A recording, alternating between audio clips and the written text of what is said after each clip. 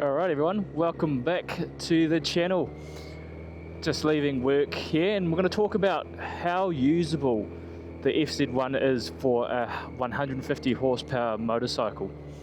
Now when you look at all the modern super sports of today, you'll see a lot of them, well all of them pretty much have electronics now. So you've got traction control, anti-wheelie, slide control, anti-wheelie, all that good stuff. Now an FZ1 such as this 2006 one has none of that. It's all controlled by my right wrist. Now with this amount of power you might be thinking, okay, I'm going to have to manage it quite a bit, which you do to a degree. However, it's a lot more manageable than you may think. Now that's the beauty of this motorcycle, because it is an inline 4 and it doesn't pick up a lot of, well, it's pretty powerful, but most of its power is at the top end. So once you get past 7,000 to 8,000 RPM, that's when it really comes alive. And so anything down low is somewhat mild, so it's manageable, but at the same time it will still go like stink when you crack open that throttle, but it's not going to instantly wheelie you and flick you off the bike. Okay, if you talk to any FZ1 owner or someone who has owned one in the past, you're going to find that the majority of them love this motorcycle. Some have even bought one, gone on to sell it, and then buy another one. Now, there's a reason that is, and that's because it's a great do-it-all bike. So you've got that usable power, right? So it's 150 horsepower, nothing to laugh at, still heaps under your right wrist.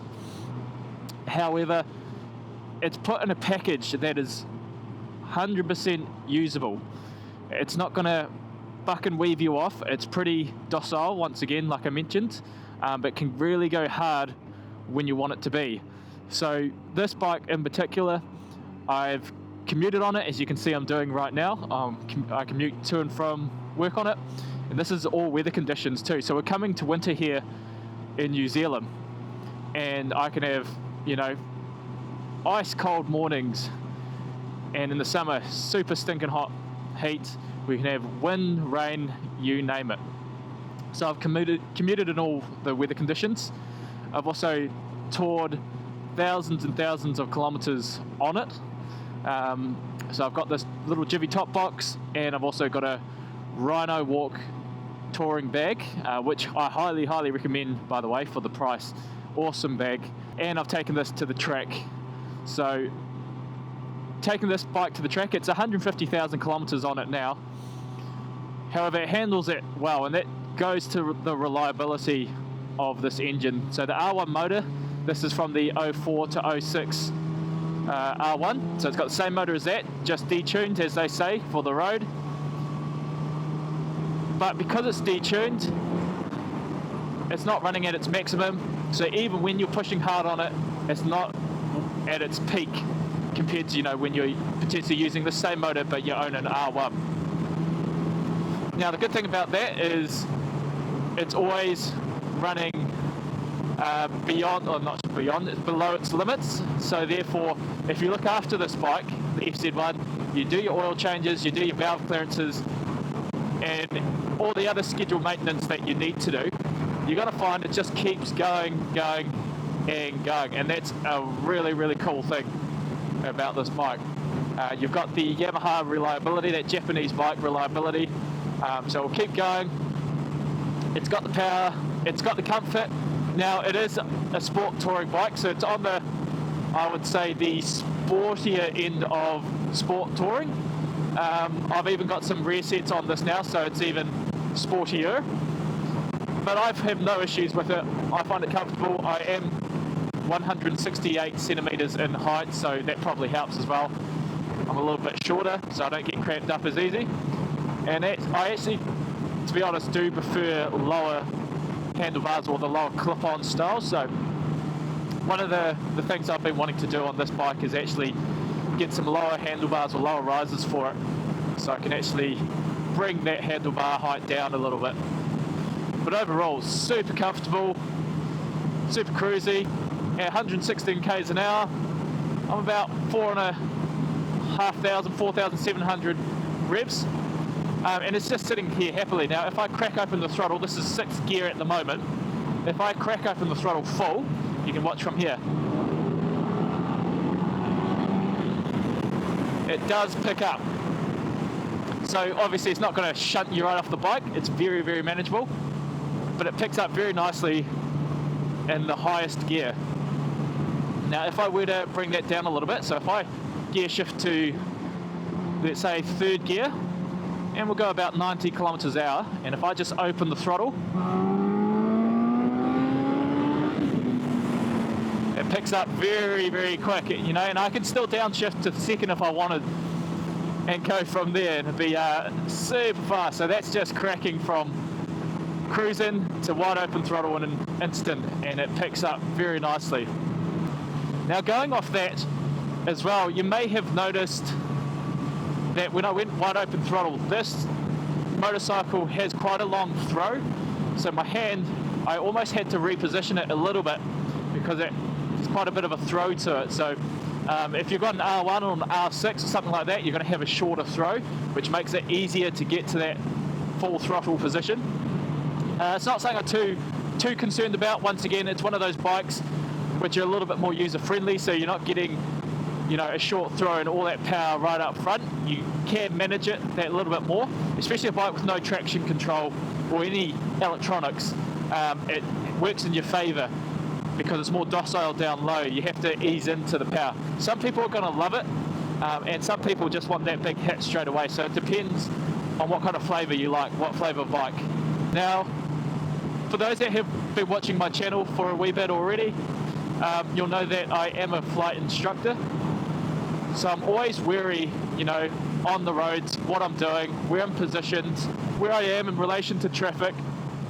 So I don't go tailing people because I don't need to, and I want to keep a safe distance as well. So I'm always trying to work on something each ride, so working on my flow, working on my lines, working on being smooth. But I just love it about the FZ1. I can literally just sit here, cruise. I know I've got power under me, but it's all manageable. I can use it when I want, I don't have to use it, and it will just sit here nicely, highway speeds, cruising along. I'm comfortable, fairly upright, slightly leant over, but nothing major, and just a little bit sportier with these aftermarket rear sets on.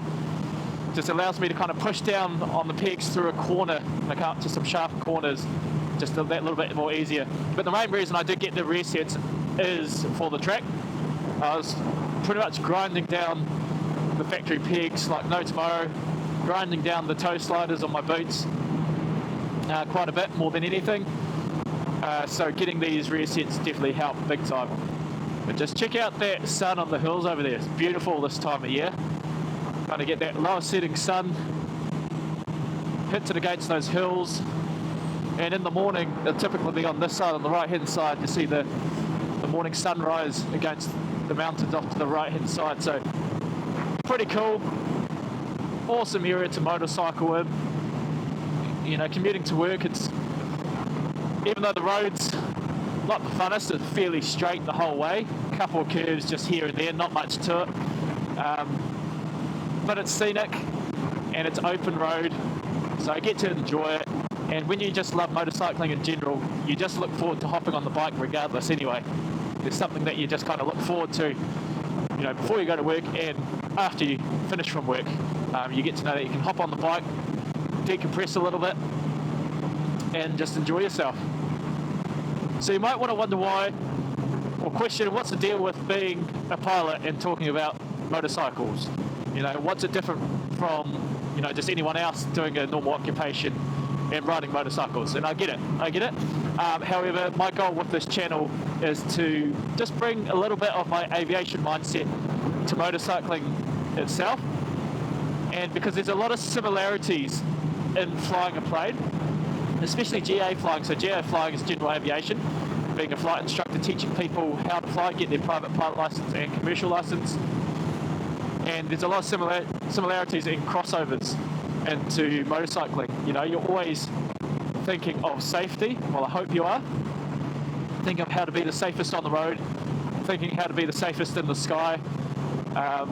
you know, you're the one that should be in control of the machine. So when you're flying a wee Cessna like I do, we always have to be ahead of the aircraft. We're in the control of it. Same with you on a motorbike as well. You want to be ahead of the bike. You want to be in control of the machine, because as soon as you're not, that's when not so good things can happen. So I'm just trying to bring along some of that mindset to the videos that I do. And if you get a little bit out of it, that's awesome. You know, I appreciate you watching.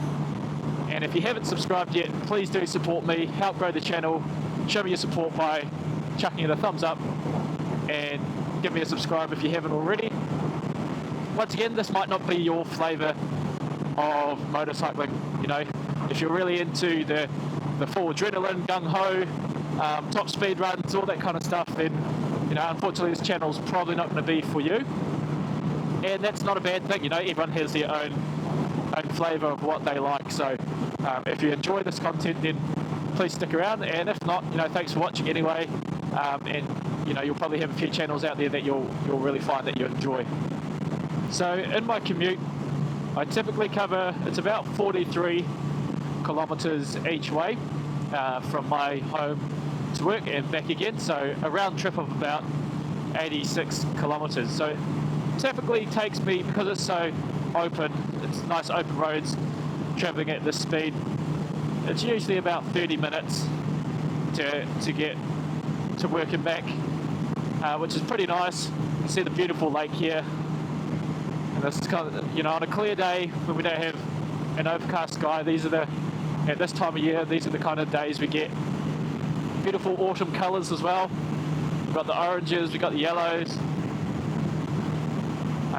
Certain parts we have the red as well, nice red trees. You know, if you look over to the other side of the lake, it's pretty beautiful. So I'm very grateful to be where I am and to be riding a motorcycle in this area. Any particular videos that you would like me to do, or that you want to suggest for me, whether it's about the FZ1 or the Yamaha R3, so I've owned 3 R3s over 9 years, so pretty familiar with that bike, or just flying, anything to do with aviation and flying in general, maybe even how the two cross over. Anything that you want to ask me, go for it, chuck it in the comments, and I will be more than happy to answer it for you, or do a video for you. Okay, so I want to thank you for watching this video. If you just sat through it, watched through the whole thing, just a wee commute from work and back, me babbling. So thank you for watching. Be sure to check out my video on how you can become a better rider, you know, and just give me 5 minutes, I'll make you a better rider. It's not in the sense of technical skills, but more the mindset behind it. So when you think better, sometimes you think faster, quicker, around corners, anything like that. But this is going to make you a better rider overall, primarily on the streets, and this is the mindset that you need to have coming from a pilot's perspective. So make sure to check that one out. Thank you for watching, and I'll catch you guys on the next video.